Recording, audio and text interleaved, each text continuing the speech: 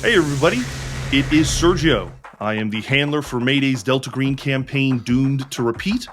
And with me for our June edition of the show is the man behind the hands of Bud's RPG review. All the way from across the pond, it is Bud. So nice to have you on, man. It's great to be here. Well, as always, if you enjoy the show, make sure to like and subscribe. Mayday is also running a merch giveaway this month where you can win a t-shirt, poster, stickers, even a month subscription to our Patreon. And to enter, all you have to do is read the latest episode description of Doomed to Repeat, episode 26, and we will choose a winner by June 28th. Bud, let's get your plugs out of the way. Where can we find you? Well, most people found me on my YouTube channel, Bud's RPG Review. And I also have a podcast called Bud and Griff's Game and Creep Show where we talk about all things creepy. Well, let's say you're a Protestant parliamentarian looking for a place to hide from those mean old Catholic royalists. Well, come on inside and sync your Curlian auras with your new Shan overlords, because you have found the dead drop. Bud, it is June, and we are months, maybe weeks away from the release of the new Pisces sourcebook by Adam Scott Glancy. And in this episode, we're going to discuss the new sourcebook, and we'll also get into the differences between US and UK law enforcement to help players create their own Pisces agents. I'm very excited for this conversation, Bud. I think we should go, cut right to the chase, because you have recently interviewed Adam Scott Glancy on your podcast. First of all, how was it, and what did he have to say about the Pisces sourcebook? It was very interesting. He was. I think it's fair to say Adam at first was quite cagey, but once we warmed to it, he couldn't wait to tell us all about the things he had planned. He told us a lot about the Pisces book, most of which you can find out on the podcast. And to quote him, he said it was a love letter to British sci-fi and espionage media from the 60s and 70s, which sounds exciting to me. Yeah, I as an American, I've only been exposed to certain things, Doctor Who being one of the most obvious, but like The Prisoner is a fantastic series from, I think, the 60s or 70s, and really an interesting vibe, very specifically UK. Yeah, I mean, thinking also things like James Bond, The Saint, that kind of espionage as well. I'm hoping it's a bit like that, only with lots of horror. Yeah, exactly. That special Delta Green brand of horror. Mm-hmm. Just a few weeks ago, you released a Bud Explains video covering the insects from Shaggai, also known as the Shan. Can you give us a rundown of what this enemy is about and how they're connected to Pisces? The insects from Shaggai, or the Shan, came from the planet Shaggai and emerged from the biological mass oceans there to become dominant and gain the ability to absorb radiation like photosynthesis. And as they evolved, they explored the surface of Shaggai and discovered that they'd had visitors before, and there were pyramid-shaped buildings made of green minerals. In one of the buildings, they found a portal that led them to the court of the demon Sultan Azathoth, and through Azathoth's influence, they became more intelligent, gained a better understanding of non-Euclidean geometry, and worked out how to travel through space at ridiculous speeds. They also gained the ability to be able to shift their own molecules and merge with the Curlian auras of living creatures, and enabling them to plug into their nervous systems and essentially control them like puppets. Their connection with Pisces is one of control and their own type of espionage. As I was just saying to you before we began, I've had a number of people contact me and say, how are these connected to Pisces? Well, they're connected to Pisces because they've infiltrated Pisces entirely, and they know exactly what they are and exactly what's going on, but that will be revealed in a later video. Can you fill listeners in, now that we've got the basic understanding of the Shan problem? Who is Pisces? How do they begin? Where are they going? Well, Pisces is not as old as people think it is. I mean, when people think of this kind of thing in the UK, they think it goes back hundreds of years. It doesn't. It was first produced in Delta Green Countdown, as we all know, and Pisces was originally formed kind of through something called Project Delphi, where the Admiralty's intelligence department gained the service of self-proclaimed psychics and seers, with the intention of using remote viewing to be able to spy on the enemy, using the likes of dowsing and the tarot. But as they began to analyse them, they determined that most of them were fakes, and there was only one that seemed to be genuine. Although they actually couldn't track the movement of enemy warships because there were no landmarks for them to hone in on. Then in 1916, the leader of MI6 revived the program and designated it to a new department called MI13, the Special Reconnaissance Section. And then during World War II, Churchill turned MI13 into an interagency task force and renamed it PISCES, who then report directly to the Prime Minister's office, bypassing the War Office and MI5 and MI6 and the SOE.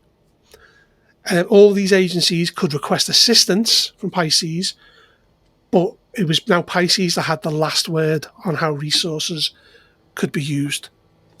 They faced off against the Karatekia, the Black Ocean Society, and SMERSH, which is a Russian group or Soviet group. And they've even had short-lived alliances with Delta Green when it served their purposes, and likewise Delta Green have thrown them a bone occasionally when it helped them. The history between PISCES and the Shan starts in 1968, as I detailed at the end of the video. PISCES entered Ghostwood Forest with a few hundred Gurkha soldiers who are renownedly like the toughest soldiers in the world. And 2 agents were merged with 2 Shan at the temple ship that lies buried in Ghostwood Forest. They decided, rather than to keep them there as essentially slaves, that they would set them free, and they used the Delta Green agents to divert the Gurkhas away from where the temple ship was.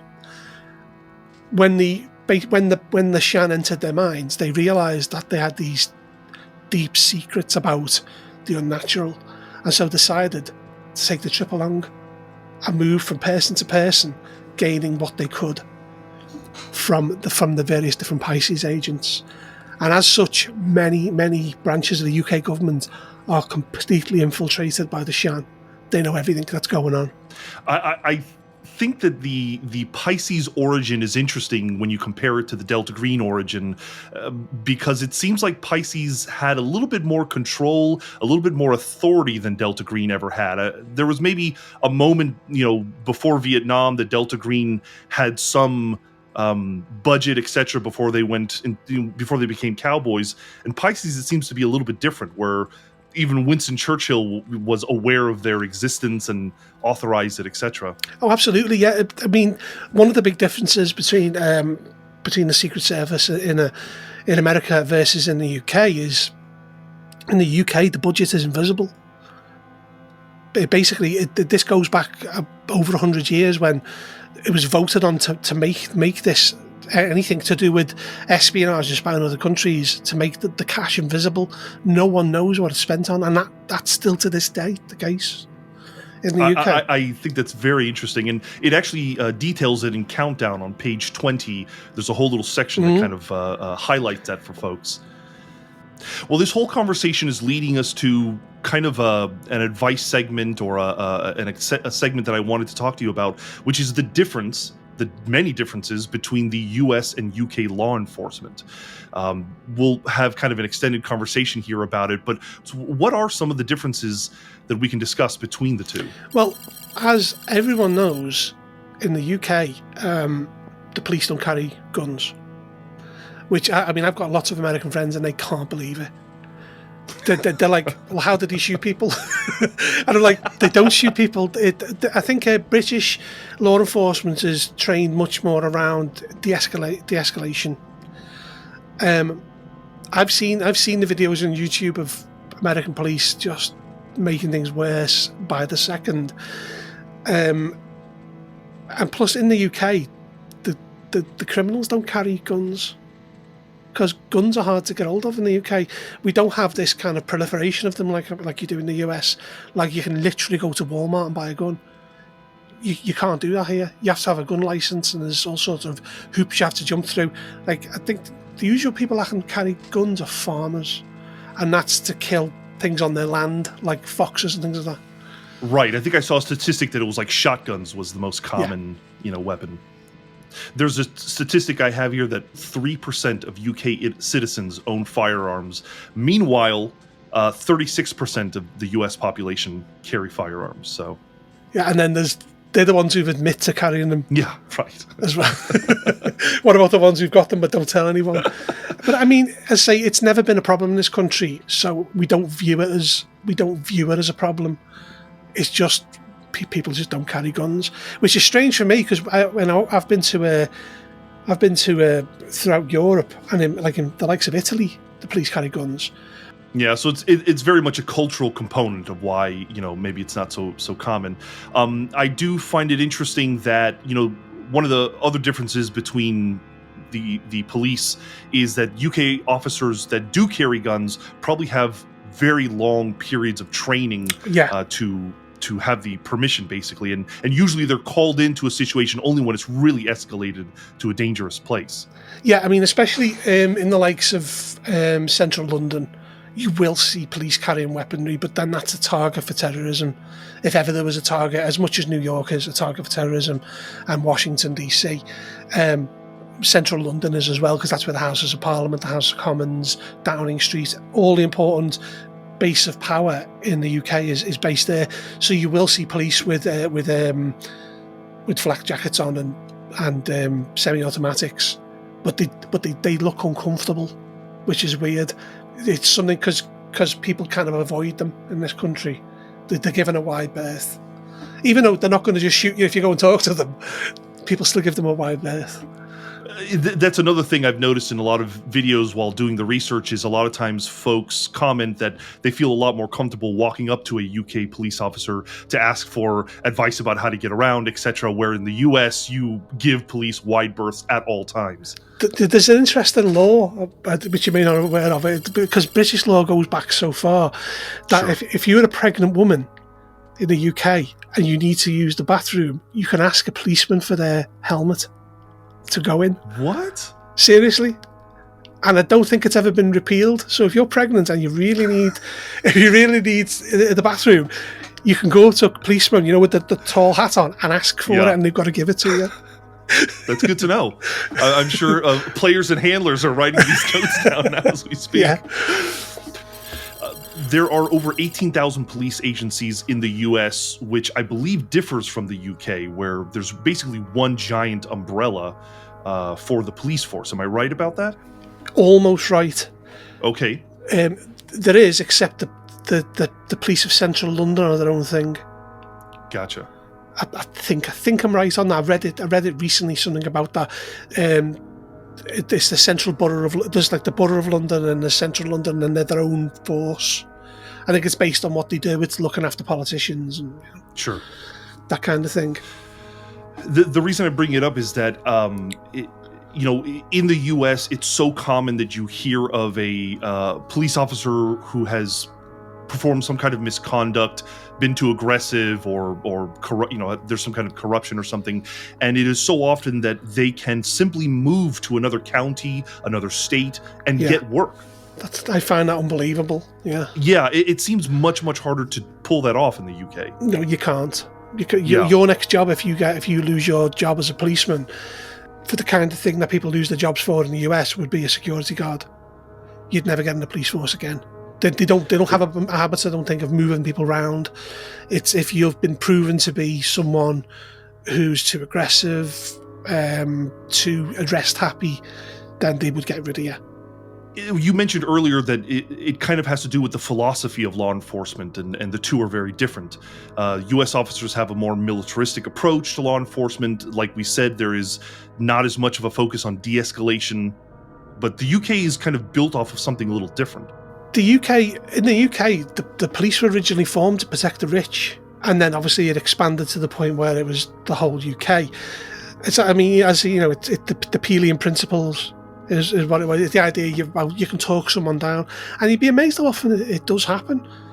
Because I've seen the videos of like people who are clearly suffering from some mental distress getting gunned down by American police. In the UK, they're more likely to go over and sit and chat to them and say, "Come on, are you okay?" And move them on or get them help. It's a completely different philosophy. But obviously, the big argument for the police in America is they might have a weapon, they might have a gun, which I totally get. I totally get that could be the case. It's not really necessarily the case here. You're more likely to be stabbed than shot in the UK, which I know is neither are great, but one's far more survivable than the other. Is there any UK media that you would maybe recommend folks who are excited to play a Pisces agent or is trying to get into the mindset of a UK law enforcement that you think does a good job of portraying them? I would say Hot Fuzz is probably the nearest you get to what the police are like, rather than some kind of police drama where people jumping across the cars, like the Sweeney. There used to be a show called the Sweeney.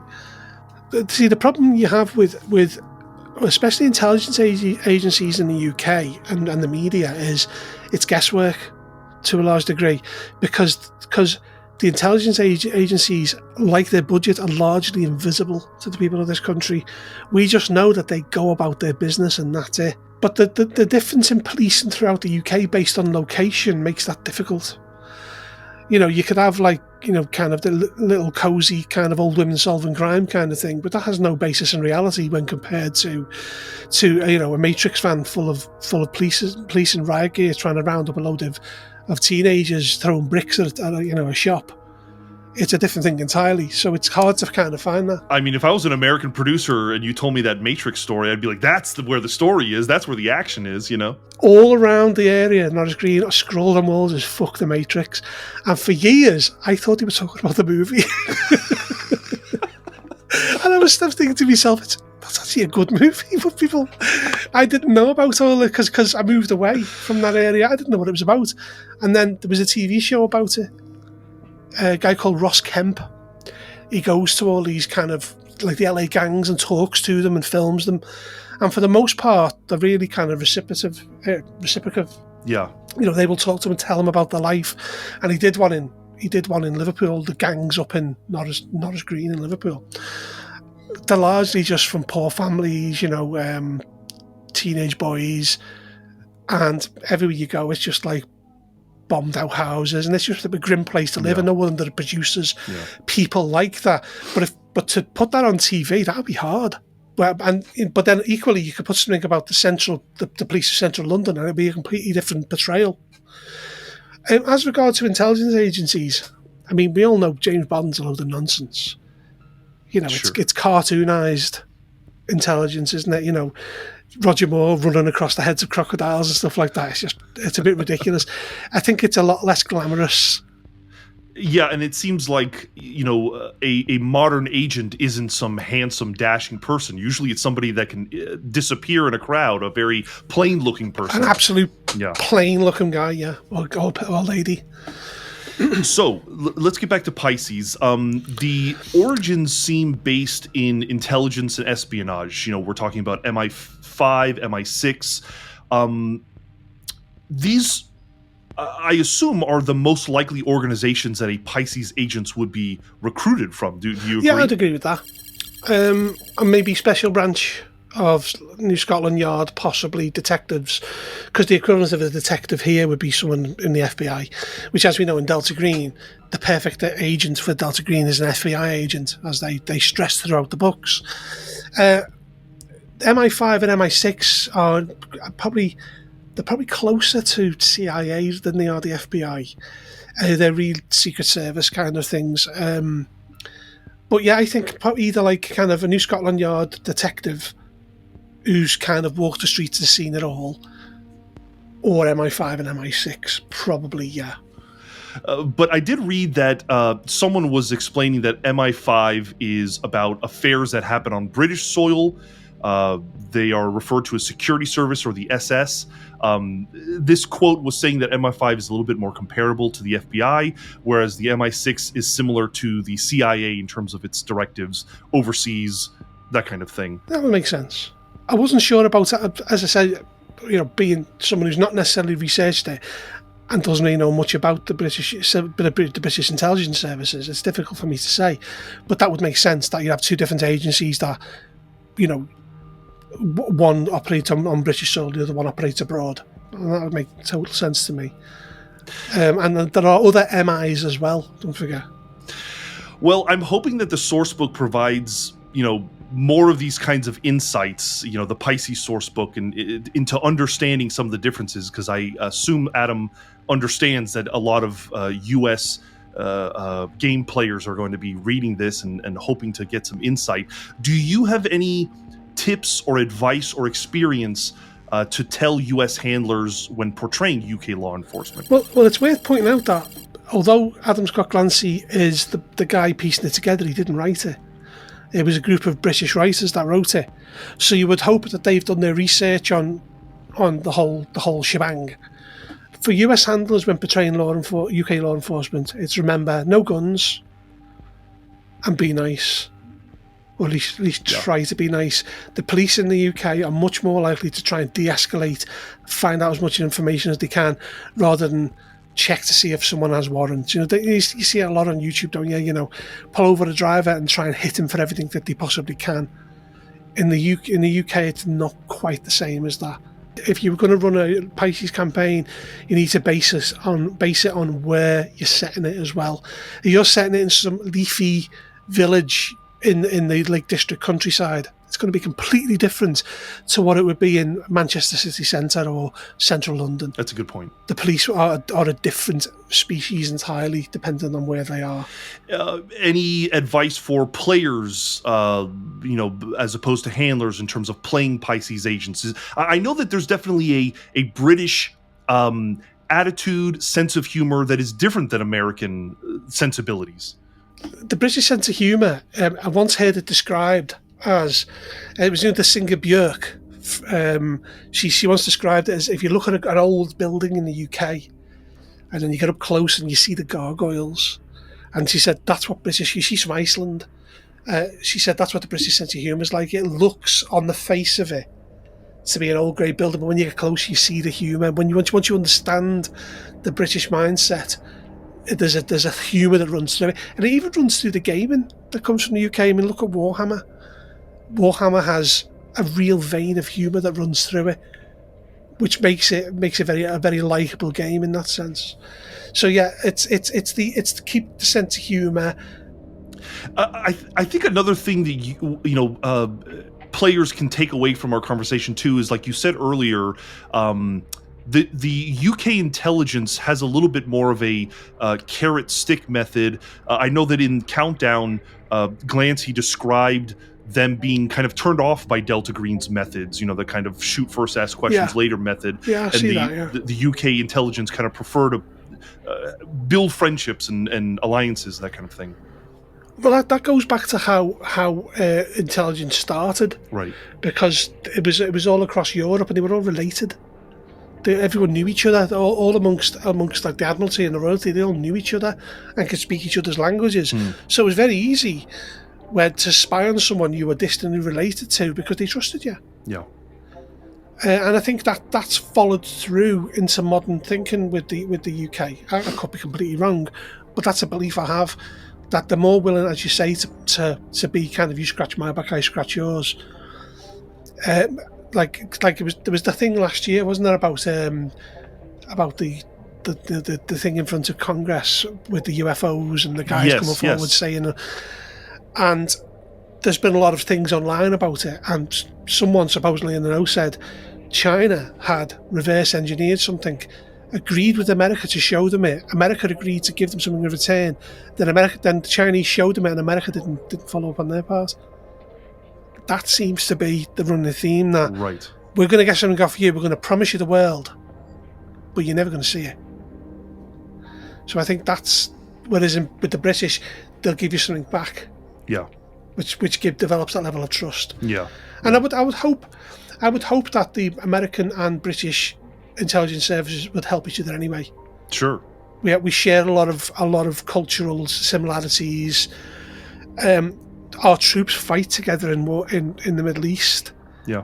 There's a lot, and we speak the same language as well. I mean, we are from Venus and Mars culturally to a large degree, but we share more than we have more similarities than we have differences, I think. I think you're right, yeah. I mean, I feel like we could probably talk about this subject for hours because, like you said, there are so many differences. But, hopefully what we've discussed so far is helpful for players and handlers to kind of get into the mindset of a Pisces agent. Let's kind of shift our discussion a little bit. We've been talking so much about Pisces. I want to get into a little bit of a scenario discussion with you. So Alex Guillot and you have produced a couple of scenarios. Can you tell me about your experience designing these scenarios? What inspired you to make the first ones? Well, the first one was Viral, which is a platinum bestseller on the Miskatonic repository. Yeah, congratulations. I was running Impossible Landscapes. Alex was one of my players. Alex has been a patron of mine for my channel for years. Nice. And so I asked him if he'd like to play. And I created one. Have you heard of Liminal? The game Liminal? Yes. Well, I wrote a scenario based around a group of ghost hunters going to an island off the coast of Scotland to investigate this tower that was on there. I wrote this scenario, ran it a couple of times, and then just shelved it. And in one of the sessions of Impossible Landscapes, I mentioned this scenario to Alex, and he said to me, "That sounds like that'd make a really good Call of Cthulhu scenario. Do you want to work on it together?" And I said, "Yeah, I suppose so." And then it turned into this beast, where we sold thousands of copies of it. Scenario design is hard. Yeah, it's not as simple as writing a scenario and then releasing it. Playtesting is the big pain. I mean, I ran Viral 6 times during playtesting, and by the end of the 6th time, I was sick of it. Because people predictably did the same things. Whether that was down to my DMing style, or I don't know, but they predictably did follow the same kind of sort of route, and they missed a lot of things. So we tried to put in this mechanic where we could kind of influence where they went, which as it turned out seems to be the thing people love the most about it, the interaction with the outside world. Saying, go and visit this place, go in that place, and I would guide them, and they always followed the money. So that the inspiration behind that first one was I'd already actually written most of it, but we just moved it. We moved it from Scotland to an island off the coast of Sicily, which puts you in an alien place. And to be fair, with Call of Cthulhu, there's not that many scenarios that have been released, especially on Miskatonic Repository, that don't take place outside of America. It's one of not that many, right? That it does it with. You bring up an interesting notion here of the players were always doing the same thing. I feel like an inexperienced game designer might think that's great. That means it's exactly doing what it should be. They're always doing what the scenario expects them to do. So it's interesting that you're saying you really wanted to find ways to implement variety in what the player choices were. Yeah, the thing is, we detailed this whole island, and they always every group we played for trod the same path. And there were things we wanted them to go and look at because there were these interesting encounters which would scare them and all, And so as a way to be able to do that, we created the mechanic of the audience watching the stream donating money to get them to go in one part there's a lemon grove, so you don't donate money, and the guy who's the head of the group only sees cash. That's part of one of his character flaws. He wants to be a star, he wants to be famous, and he wants to be rich. So as people are donating money and saying go to the Lemon Grove, he goes, right guys, let's go to the Lemon Grove, and he's the boss, he pays the wages.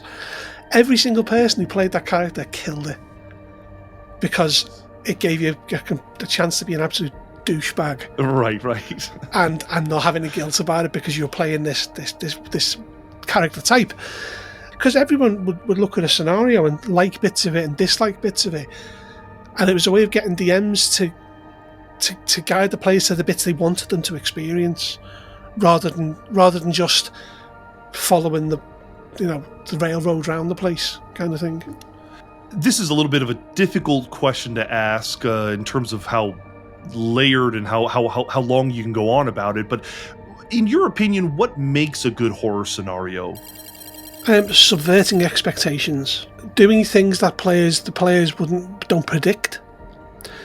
And I think do you know what? Too many scenarios have bad endings. Have a good ending to a scenario. I mean, how many computer games have you played where the first couple of hours of the game are brilliant and then the ending absolutely falls flat on its face? I think things like there are certain campaigns. I like the end of Impossible Landscapes where you end up at the masked ball and things like that, and even Masks. I've not had that step. Although although all roads eventually lead to China, but I think having that great ending, and also there's 3 endings with Masks where they fail, they partially succeed, or they succeed, and they have different effects. I've always thought that you should have a good ending to a scenario. People always like the ending of Viral. Inversion, I think, has got a great ending because depending on what you do, you end up in different places. You can end up with some really horrific places. But a trip isn't necessarily about the beginning of the trip, it's about the full trip and getting from the beginning to the end. It has to have a good conceit, you have to subvert expectations, and I give it a good ending because that's what people play for the end, to see everything kind of the denouement at the end.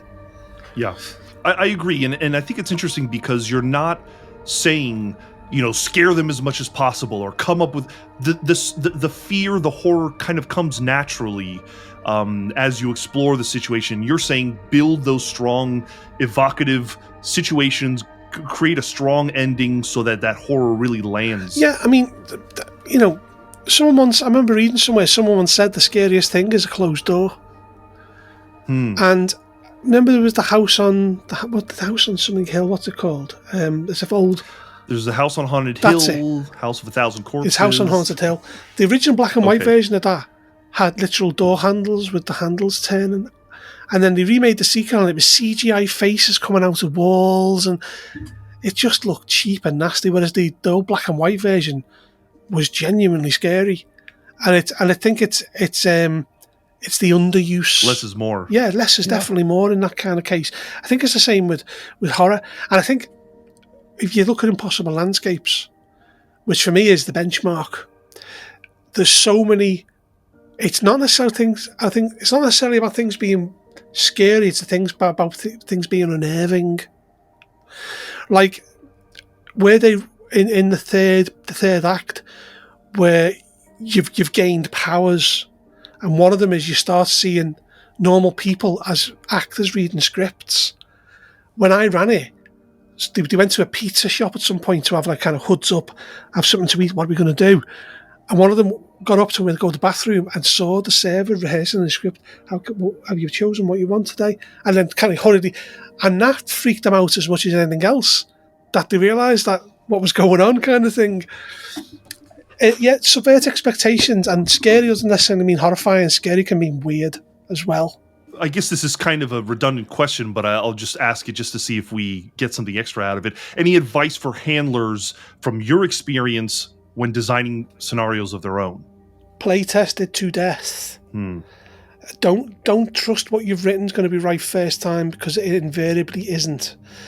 When I ran Seth Skokowski. Seth's actually a friend of mine. We've become friends over the years, especially through the lockdown and all that, to the point where we actually met up at Gen Con and he came to our house and we had a night of drinking. He was one of my play testers on Viral, and when he did his review of it, he outlined a load of cool things we could do. Bear in mind that if someone's willing to go to that trouble to do that and to give you some good advice on things you can do to improve it, don't be precious about it. You're free to pick all of them, but don't be precious about anything. If that can improve it, do it, and then play test it once you've done it. I can't stress this enough. Play test your scenarios. I've read stuff on Miskatonic Repository, and I'm not going to name them. And I've read it, and I've thought to myself, this has clearly not been play tested, because there's no way a player would do that, and there's no way you would get that outcome. That is the author assuming. I mean, so many crazy things have happened when I've playtested. Like when I was playtesting Viral, Griff played Karina, one of the characters, and there was something he did in character which we wrote into the character later on. Every time he tried to get Karina to do something, he would say, "No, no, I'm allergic to that." So just as a way of getting out of it, so we wrote that into Karina's character, that she will pretend she's allergic to things to get out of having to do them. I like that. And you pick up these little gems along the way. Don't be precious about it. Playtest it and listen to the feedback from the playtesters. If people are out and out being mean and just saying it was terrible, well, ignore them, because unless you walk away going, that was terrible, the chances are it wasn't.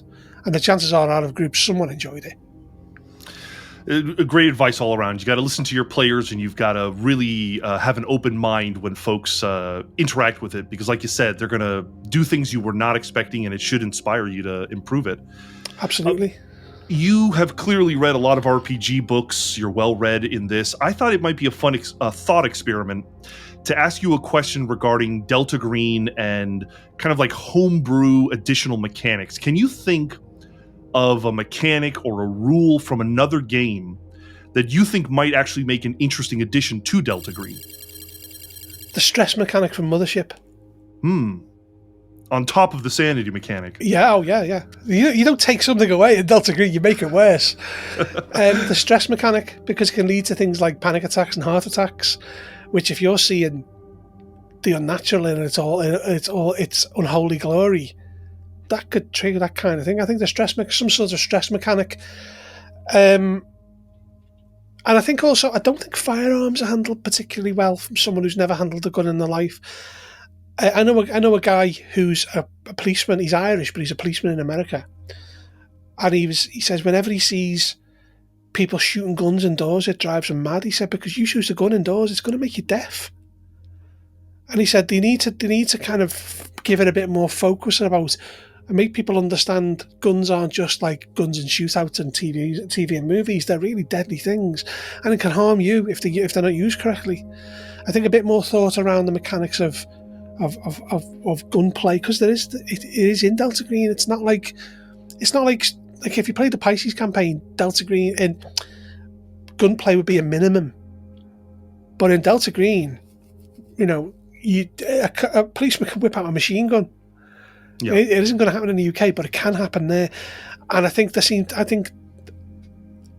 maybe a way of improving Delta Green in that sense would be give more attention to that, to the combat of it.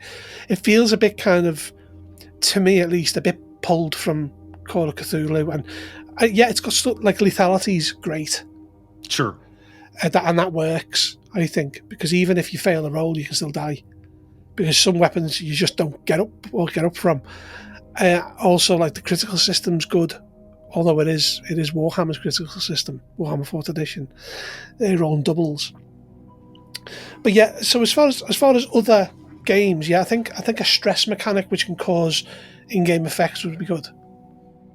I think you're totally right about that. It's so easy to forget from popular media and stuff. People are firing guns indoors with no consideration of the fact that they're not walking out of there with their hearing because they're so loud. Yeah, I think that's good. I recently read on the Delta Green mailing list, someone made a suggestion to use the mechanics from the game 10 Candles. Have you heard of the game 10 Candles? I've heard of it, but I've not read it.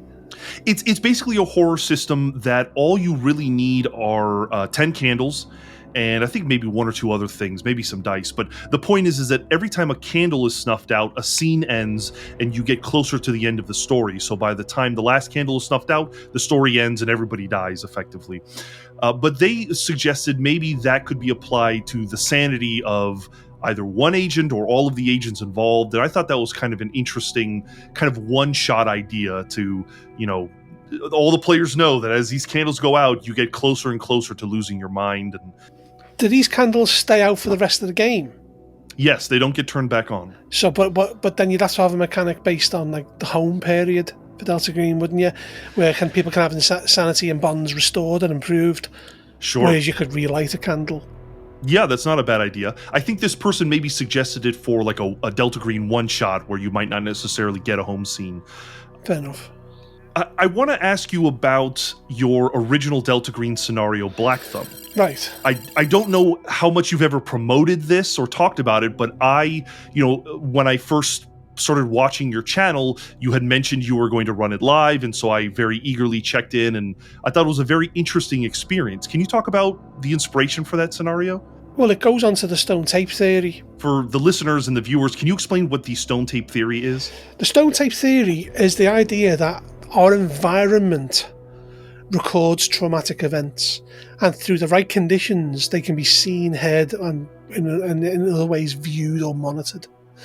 The idea being why you see, maidens sat at windows on dark, stormy nights and then they vanish, is the fact that these maidens once sat waiting for their beloved to return from war, and they would sit there sad and in hope.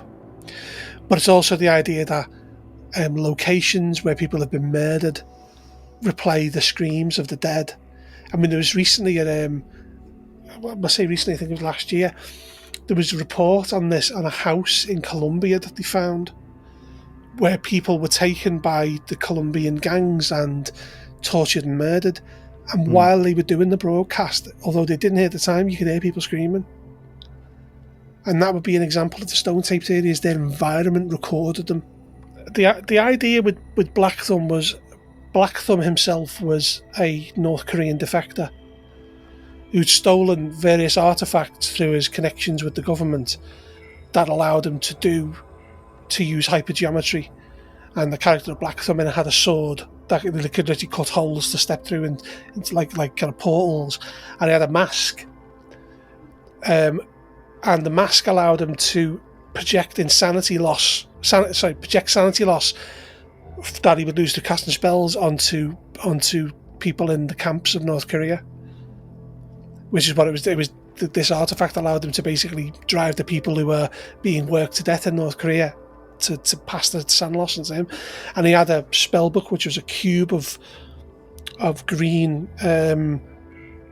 tablets that were written in Korean, and it was to do with the North Korean government hoarding magic and trying to kind of to reverse engineer it. And in it, he was a young Korean who had basically killed so many people, had driven him mad, and in turn become a serial killer. It was initially about a woman going missing who'd been seen, her ghost had been seen on the anniversary of death running across the road. And it was the idea that Delta Green had obtained footage of it, and then they had the technology which would allow them to replay the last moments, with the idea being the stone tape theory, and they had Yithian technology which had some sort of exotic energy source which would allow them to project onto the area and slow time down and be able to see the murdered person and lead them to where they were buried. One of them is they end up at an actual role-playing game convention who look like they're cosplaying as like kind of Men in Black agents, which I thought was fun, but in retrospect, it's not necessarily fitting with Delta Green. I had a blast when you were running that, especially because I could tell all the players were like, "What the hell is going on here?" Yeah. I got the feeling you were kind of like goading them a little bit with that whole sequence. Seth's character was a Pisces agent in that, ironically, okay. who stole the power source from Delta Green, because obviously it's a battle of wits amongst these two groups. But yeah, back to the recording of it. In retrospect, I don't think it was very good. I mean, there's definitely some really fun elements. I love the North Korean element. I love the stone tape theory element. But it does seem like they're almost like you're forcing them to work together, right? Yeah, well, the idea was Black Thumb appears right near the climax of the scenario, and then causes mayhem when he appears and then goes again, taking one of the agents with him. And obviously all the agents wake up, handcuffed to beds, and at an amount of time later they don't know how they got there, and they've been exposed by Phenomenon X. The next part was going to be, well, I might as well spoil, I'm probably not going to write it. It was going to be a group of Special Forces agents going into the swamps of Florida. The what they call the Florida the Everglades, where basically Delta Green had tracked the transmission of the events, what happened in Black Thumb that appeared on the news, to being broadcast from the centre of the Everglades, the swamps. So they sent special forces agents in, and they find a castle. Someone's built like a folly, a castle there, and it's this rich German guy, and he had basically bought Phenomenon X with the idea of exposing Delta Green, and he was actually a Karateka agent. We've talked about previous scenarios, ones that you felt were really strong, and you've obviously had success in terms of the folks downloading it and running it. What are some lessons you think you can learn from the execution of this scenario? I'd probably make it less railroady. I'll probably redo the convention bit. I probably wouldn't do that. It seemed, in retrospect, slightly silly that Delta Green was send someone there. Although it was explained, like, this is where we were told to meet, and the guy who comes in to speak to them says, this is where don't ask me, I was just told to come here and meet you, kind of thing. I would probably do that differently and make it a bit more serious. And I probably wouldn't have, in the original scenario, we had roadblocks and things like that, and I probably wouldn't have Black Thumb himself appear. That would probably be at a post, kind of a after credit scene. I still really enjoyed it. I suppose there's nowhere currently to view this scenario. It's on YouTube. It's if you go to Chambers of Roleplay, because it was James, who was a Twitch streamer, who ran it, and I think he put the whole thing there. It's watchable. It's there and watchable. Yeah, I'll try to track it down and put it in our description, because I do think it's an interesting watch, and I remember enjoying many of the elements about it. You mentioned the convention as maybe you wouldn't include it. I don't know. I really liked something about it because it's so disarming for the agents. And then I remember you explained that this is a bit of a spoiler, that randomly a neckbeard will walk in and sit down and kind of amongst the guys, and he's got a sword, and that turns out to be like a he was someone sent in with his hat to record them. He was an agent of the person with own Phenomenon X, picked to look like someone who could easily make this mistake. I like that element. I think sometimes throwing it in, and if it's naturally a funny thing, it's not that bad. I think comedy and horror kind of go hand in hand sometimes. You have to have moments of it, or it's all just downhill, isn't it? Yes. Yeah, exactly. Okay, so on your podcast, you talk about ghosts and the supernatural. Do you think that there is maybe more room for ghosts and haunting scenarios in Delta Green? Yes, but it comes with a however. There's already a ghost-esque scenario, isn't there? Which is what's it called? Music from a Darkened Room. That's right. Yeah. You could probably do more of them, but I kind of feel it'd be overkill slightly. I think that the thing is, with the success of Viral, it was a Cthulhu modern scenario, and it was done using all the techniques that people watch on TV, so it felt familiar. I think if you were to do it in Delta Green, because Delta Green's always going after the unnatural being the explanation of everything. And it's about the cover-up as well. Yeah, right? yeah, and people tend not to cover up ghosts, do they?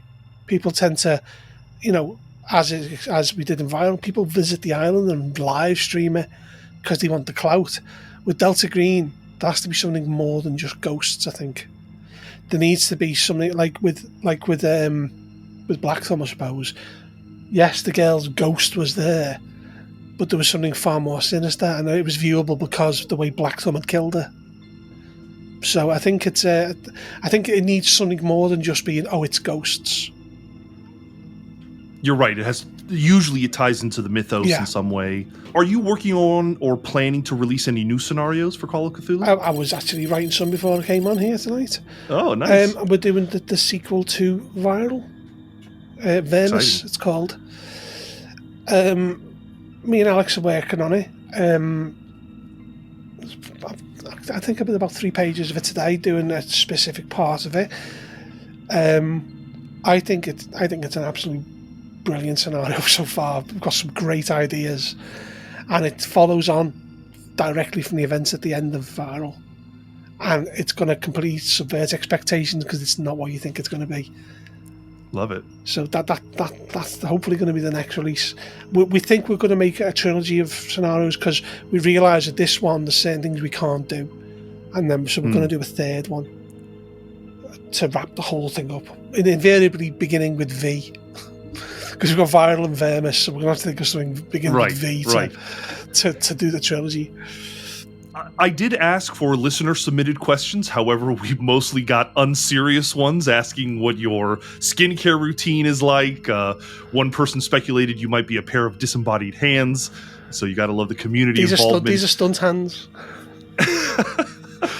I won't demand these secrets from you, but I guess a good question we can close on is let us know what you've got planned for the future of Bud's RPG review channel. I have 3 ongoing Delta Green projects, which are deep dives into the Labyrinth, Iconoclasts, and God's Teeth.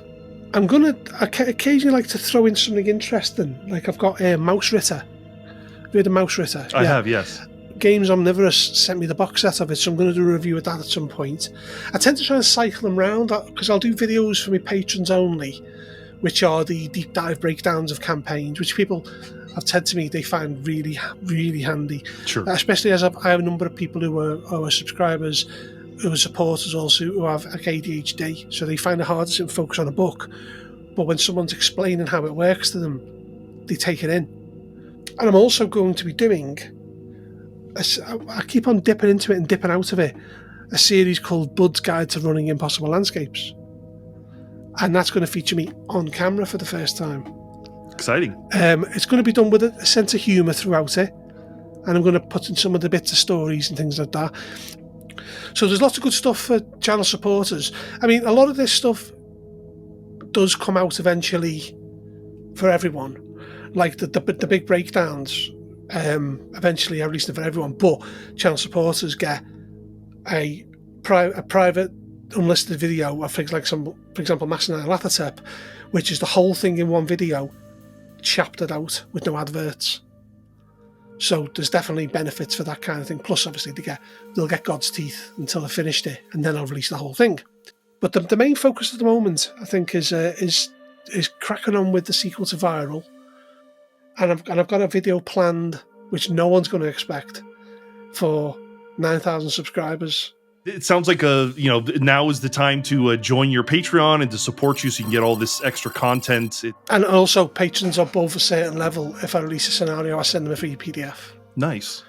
So, for example, Viral's £12. I'll send you one for free. It's how you give back to the community that is supporting you, so that's great. Yeah. Well, this has been a wonderful conversation. That's it, folks. I want to thank everyone for tuning in. Next month, Vince will return to the show. I want to thank you, Bud, for taking some time to hang out with me. No problem. My obsession with Delta Green came right around the time that I found your channel, and I think a lot of folks definitely see you as the guy who introduced them to Delta Green, so thanks for all your work. You'd be amazed how often people tell me that. I had someone come up and said, you Bud? And I said, Mike B, why? And he said, I recognise your hands, which was weird. That is a weird way to recognize. It is. I wouldn't mind, but I didn't even have the right hands on that day. Well, if you want more of my interview with Bud, you should make sure to subscribe to our Patreon, where you can access the extended version of this episode, along with every Dead Drop episode for only $5. I want to give a special thanks to our operator level patrons. That's Advanced Wars Sammy, Bimblewart, Cameron S, Jonathan M, Kirby's Double, Onk, OG Pan, Ren, and WTF again. I want everyone to stay safe, and we will see you next time.